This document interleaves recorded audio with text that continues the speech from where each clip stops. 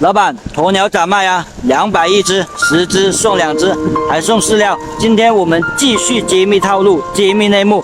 现在养殖鸵鸟的人越来越多，网上的价格也是五花八门，各种各样的价格都有，各种各样的套路也就出来了。其中就有一个低价引入坑，故意给你报一个很低的价格，但是你一过去，他就说没有了，已经卖完了。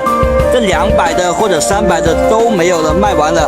或者你去私信他的时候，他也说没有那个价格低的，其实根本不存在那个200、300的鸵鸟苗，他们是故意报这个很低的价格把你引过去，过去对方说没有那个200、300的了，已经卖完了。养殖户呢，他说下个星期也可以啊，甚至半个月之后都可以。对方说那个时候也不能给他，其实根本就没有那个200多的苗，只是骗他过去而已。等他过去嘞，看他能不能买其他苗子，就是玩的一个套路，大家注意一下。